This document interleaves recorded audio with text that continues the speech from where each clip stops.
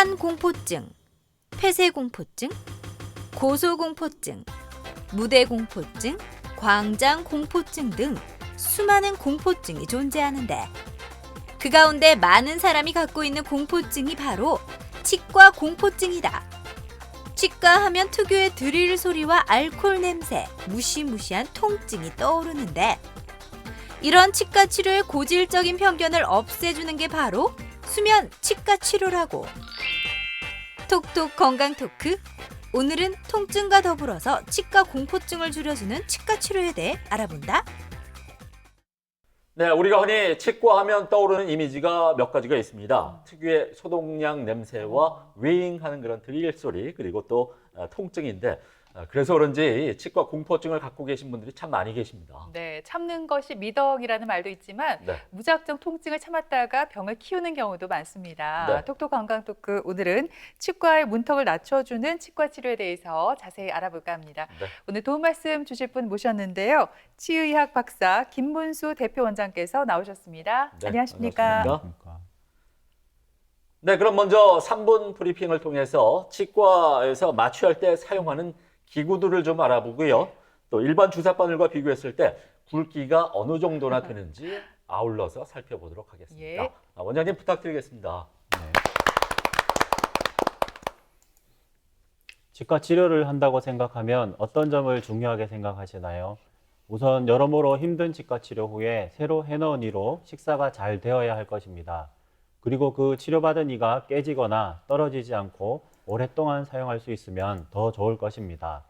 치과 치료 시기를 놓치지 않으신 분들은 반드시 그런 것은 아니지만 아픈 걸 오랫동안 참았다가 오시는 분들보다는 대부분 편하게 치과 치료를 받으십니다.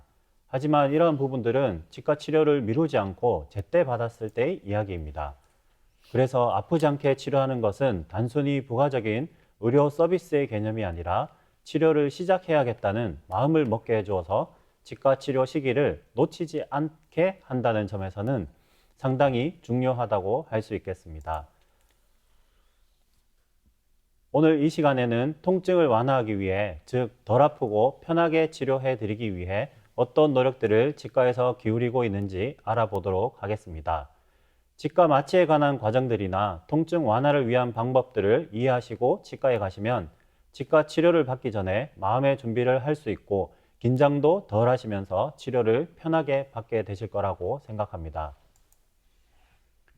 치과 마취할 때 사용하는 3가지 기구에 대해서 보겠습니다. 우선 왼쪽 화면에 보시면 치과 주사기가 은빛으로 빛나는 금속으로 되어 있습니다.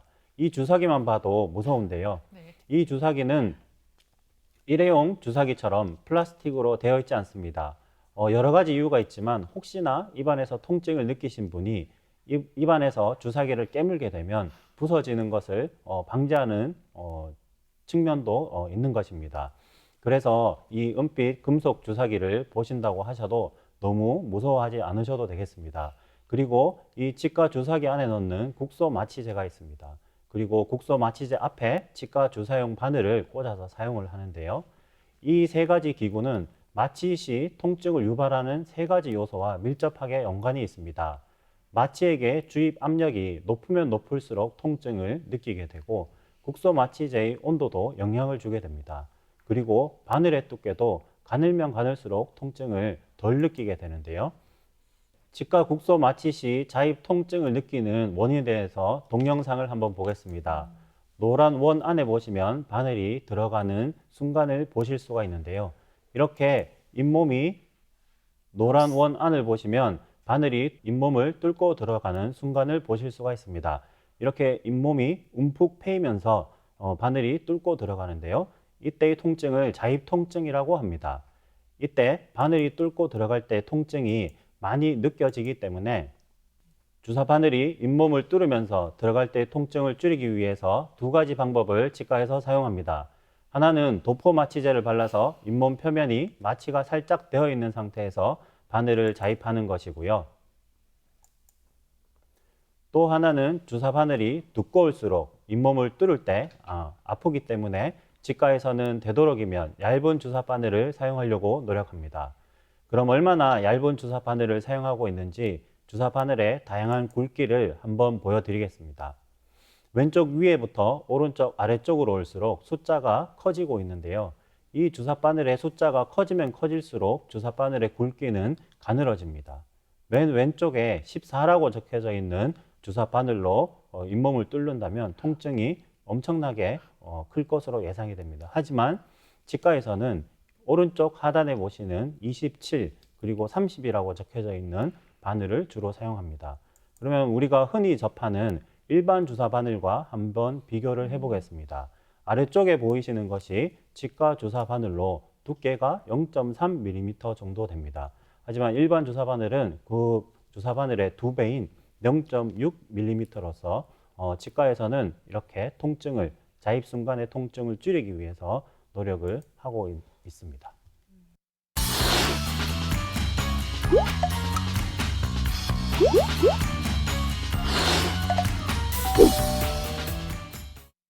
네, 일반 주사 네. 바늘과 치과용 주사 바늘의 크기를 한번 굵기를 비교해 봤더니 확실히 치과 주사 바늘이 가늘다는 것을 알 수가 있네요. 그렇습니다. 그래도 좀 겁이 나는 건 사실인데요.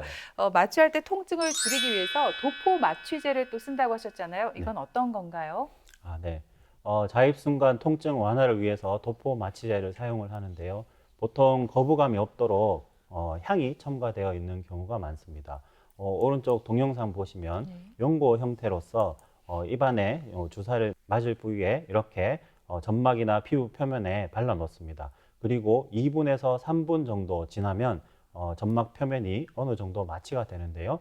이때 바늘이 들어가는 순간을 한번 보여드리도록 하겠습니다.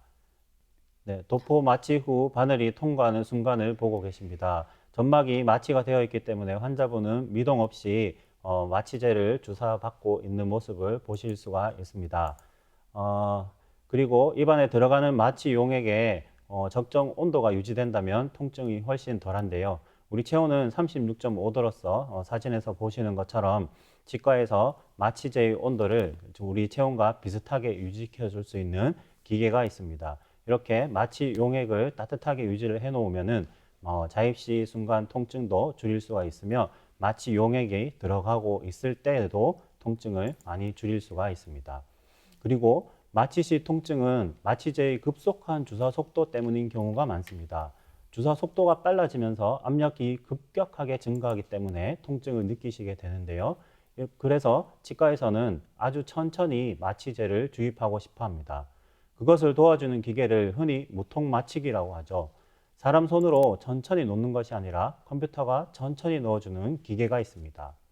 이러한 기계로 주입 속도를 늦춰 통증을 낮추는 방법이 있습니다. 보통 1분에서 1분 30초 정도의 하나의 국소 마취제를 아주 천천히 주입합니다.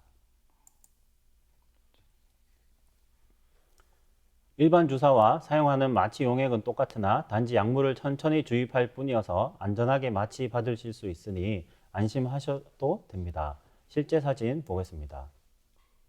왼쪽 사진 보시면 네모난 직사각형의 본체가 컴퓨터 무통 마취이고 사람 손으로 주사기를 누를 때 속도를 일정하게 유지시켜주는 컴퓨터 무통 마취기입니다. 주입 속도를 천천히 할 수 있으며 주입 압력을 약하게 할 수 있습니다. 실제로 어떻게 주입 속도가 이루어지는지 동영상을 보여드리겠습니다.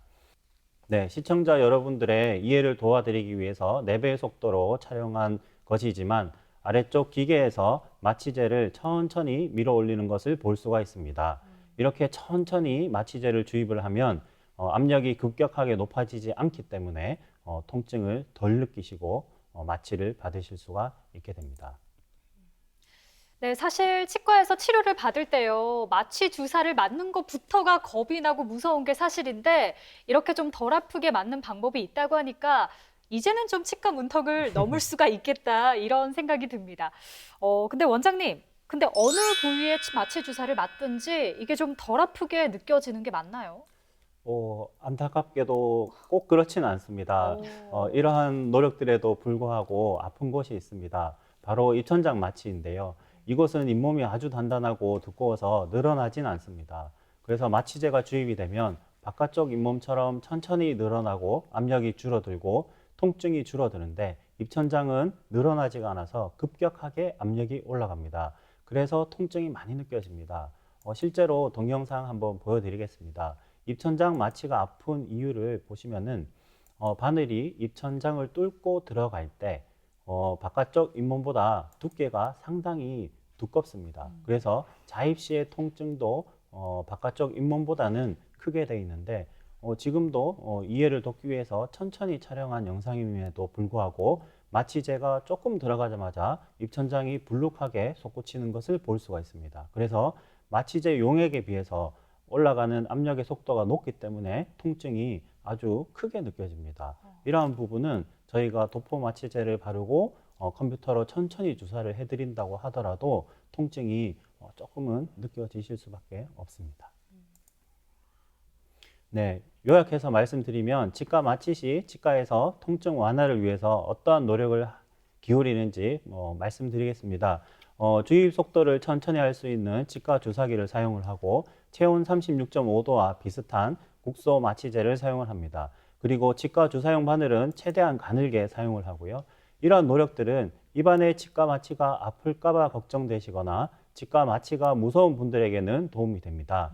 하지만 예를 들어 치과 공포증, 첨단 공포증, 그리고 공황장애, 폐쇄공포증, 고소공포증과 같은 심리적인 불안 요소를 가지신 분들이나 고혈압이나 당뇨 같은 전신질환을 가지신 분들, 그리고 턱관절 질환, 구역질이 많은 분, 그리고 다수 치아의 치료를 앞두고 힘든 치과 치료를 하셔야 되는 분들에게는 의식화 진정요법을 이용해서 치과 치료를 받으시는 방법이 있는데요. 그것을 짧게 얘기해서 수면치과 치료라고 하겠습니다. 이렇게 주무시는 동안에 치과 치료를 받으실 수 있는 방법이 있어 앞으로 소개시켜 드리도록 하겠습니다. 들으신 대로 치과 공포증 때문에 차일피일 치료를 미뤄왔던 분들에게는 정말 이보다 더 좋은 희소식이 있을까 싶어요. 원장님, 좀 전에 설명해 주신 수면치과 치료라는 게 수면 내시경 받는 것처럼 잠자는 동안에 이루어지는 치료라고 생각하면 되나요? 네. 편하게는 그렇게 생각을 하시면 되시고요. 미다졸람이라는 약물로 안전하게 의식이 있는 상태에서 진정 상태로 유도를 합니다. 그러면 진정 상태가 되고 난 다음에 내시경 치료 같은 경우에는 미다졸람이 투입되고 나서 약 5분에서 30분 정도 이내에 내시경이 들어가서 사진을 찍고 또는 필요한 시술을 마치고 나올 수 있는 시간이 되지만 치과 치료 같은 경우에는 여러 치료를 동시에 해야 되는 경우가 있을 수 있기 때문에 오른쪽 하단에 보시는 기계를 사용하여서 미다졸람의 주입 효과를 지속적으로 유지시킬 수 있도록 노력을 하고 있습니다. 그리고 이러한 수면치과 치료는 지속적으로 주무시고 있는 동안에 스케일링, 충치치료, 신경치료, 잇몸치료, 그리고 치아 발치, 임플란트의 시술까지 적용이 가능합니다. 네, 수면치과 치료 준비를 마친 상태를 한번 보여드리겠습니다. 동영상을 보시겠습니다. 동영상을 보시면 미다졸람을 투입한 직후의 영상입니다. 소리를 잘 들어보시겠습니다. 네, 환자분은 이렇게 편하게 주무시고 계십니다. 이 사이에 저희 의료진들은 입안에 도포 마취를 하고 그리고 도포 마취가 된 이후에 덜 아프시게 무통 마취로 서서히 마취액을 주입을 해서 통증을 덜 느게끔 치료를 해드리고 있는 과정입니다. 이분도 지금 주무시고 계시고 마취액을 주사를 받고 있지만 미동 없이 편하게 받고 계신 모습을 보실 수가 있습니다. 네, 이렇게 환자가 잠이 든 상태에서 도포 마취제를 바르고 또 컴퓨터 마취기로 천천히 마취를 하게 되면 치료를 하는지 통증을 전혀 느끼지 못할 것 같습니다. 원장님, 그렇다면은 어떤 그 치과 치료에서 이런 수면 치과 치료를 받게 되나요? 네. 수면 마취 중에는 환자분만 잘 주무신다면은 동영상에서 보시는 것처럼 스케일링 그리고 잇몸 치료 또는 신경 치료도 처음부터 끝까지 신경 치료를 완료하는 과정까지 해드릴 수가 있으며 그 아래쪽 치아인데요, 충치 치료도 해드릴 수가 있습니다. 그리고 주무시는 동안 컴퓨터로 본을 떠서 컴퓨터로 제작을 해서 주무시고 깨어나시면은 붙여 드릴 수 있도록 준비를 하고 그리고 임플란트 시술도 제작을 하고 있는 동안에 이렇게 진행을 하실 수가 있습니다. 임플란트 시술은 여러 단계를 거쳐서 임플란트가 정확하게 그리고 또 안전하게 들어가야 하기 때문에 이 과정들을 환자분이 맨정신으로 받기에는 조금 힘들어하시는 분들이 계십니다. 그래서 이 주무시는 동안에 임플란트 시술까지 해드리면 편하게 진료를 받으실 수 있으실 것 같습니다. 이렇게 주무시는 동안에 여러 가지 치료를 해드릴 수 있는 것이 수면치과 치료의 큰 장점이 되겠습니다. 의식화 진정 상태로 유도를 하고 도포 마취제를 바르고 무통 마취제로 천천히 국소 마취를 하고 난 다음 치료를 받으시게 되면 느끼시는 통증을 많이 줄여드릴 수 있겠습니다. 그리고 치과 치료하면 가장 아픈 치료가 떠오르시죠? 네, 신경치료인데요. 다음 보실 증례는 오랫동안 어금니가 없이 지내셨던 분이셔서 앞니로 식사를 드시다 보니 앞니 7개가 많이 닳아있고 깨져서 한 번에 신경치료 7개를 해드려야 했던 분이십니다. 동영상을 한번 보시겠습니다. 수면 마취 중에 이제 의식화 진정 상태로 유도를 합니다. 그리고 도포 마취제를 바르고 컴퓨터 무통 마취를 통해서 입안에 통증이 없이 마취를 한 경우입니다. 그리고 치아 신경을 제거할 준비를 하고 있고요. 그리고 신경관을 확대하기 위해서 치아의 길이, 뿌리 길이를 측정하고 있는 모습입니다. 이러한 과정들은 통상적으로는 4번에서 5번 정도 치과에 내원하셔야 하나 주무시고 있는 동안에 편하게 치료를 받으시면 치아 신경 제거와 신경관 확대, 그리고 근관 세척, 신경관 충전 과정까지 한 번에 치과에서 받으실 수가 있습니다. 이렇게 주무시는 동안에 신경치료를 마무리해드리면 아직 입안의 마취가 덜 풀린 상태에서 통증을 크게 느끼지 못하십니다. 네, 임플란트가 자연 치아를 대체하는 가장 좋은 치과 치료라는 거 아마 다들 알고 있는 사실일 겁니다. 하지만 임플란트 수술을 받는 게 부담되는 것도 사실이죠. 그런데 앞서 이제 원장님께서 말씀을 해주셨죠. 임플란트 수술도 수면 치과 치료로 가능하다. 이 치료를 앞두고 있는 분들에게는 참 다행인 소식이겠어요. 네, 맞습니다. 주무시면서 임플란트를 하실 수가 있는데요. 그 사례에 대해서 설명드리고 편하게 말씀드리겠습니다. 사진을 보시면 오른쪽 제일 위쪽 사진을 보시겠습니다. 왼쪽 앞니들이 없고 어금니들이 없습니다. 그리고 오른쪽 아래쪽에도 반대편으로 아래쪽 치아들이 다 없습니다. 이분은 마지막 치과 치료를 5년 전에 받으셨던 60대 남성 환자분이셨습니다. 앞니는 4년 전부터 하나씩 빠지셨다고 하는데요. 왜 안 가셨나고 여쭤보니까 임플란트 수술 후에 힘이 들어가지고 겁이 나서 치과에 안 가셨다고 말씀을 하셨습니다. 노란색 선 안에 보시면 임플란트 치유 지대주가 있는데요. 이 치유 지대주를 5년 동안 관리를 못 하셔서 다음 엑스레이 보시면 오른쪽 아래쪽 임플란트 심어놓은 곳 쪽에 윗몸뼈가 많이 녹아내린 것을 볼 수가 있습니다. 이분 같은 경우에는 의식과 진정요법을 통해서 도포 마취를 해드리고 무통 마취를 통하여 통증을 줄여드리고 치과 공포증을 좀 덜어드렸습니다. 그래서 다수의 치아 치료를 할 수가 있었는데요. 기존 임플란트 제거를 3개를 해드리고 임플란트 시술 오른쪽 위에 사진 보시면 임플란트 시술 15개 그리고 신경치료 2개 그리고 남아있는 치아들을 오래 사용하실 수 있도록 잇몸 치료도 5개를 다 해드렸습니다. 이분이 치료가 끝나시고 하시는 말씀이 이렇게 편하게 받을 줄 알았으면은 진작 일찍 시작했을 걸 그랬다라고 말씀을 하실 정도로 만족도는 있으신 편이셨습니다. 그리고 다음 증례를 보시겠습니다. 이분은 젊으신 분이셨는데요. 30대 남성 환자분이셨습니다. 내원하시게 동기는 마지막 치과 치료는 10년 전에 받으셨고 아랫니가 하나 둘씩 붓고 흔들리셨던 분이십니다. 흔들리는 치아가 많아져서 본인도 느끼고 있지만 아래쪽의 어금니에 예전에 어렸을 때 마취가 덜 된 상태로 아말감 충전, 충치치료죠. 받았던 기억 때문에 치과에 가서 고생할 생각을 하니까 흔들리는 치아도 한두 개도 아니고 치료받을 엄두도 나지 않아서 치과에 가지 못하셨던 분이십니다. 이분 같은 경우에는 왼쪽 위 엑스레이 보시면 노란색 선을 기준으로 잇몸뼈가 있으셔야 되는데 지금 현재 잇몸뼈는 빨간색 선 위치에 있습니다. 아래쪽에는 치아 10개가 풍치가 왔습니다. 그래서 치아 발치를 10개를 하셔야 되는 상황이셨고요. 이 상태에서는 임플란트를 바로 하시게 되면 너무 고생을 많이 하십니다. 뼈 이식도 하셔야 되고 수술 후에 통증도 많이 있으십니다. 이런 경우에는 조금 지연된 방법으로 접근을 하는데요.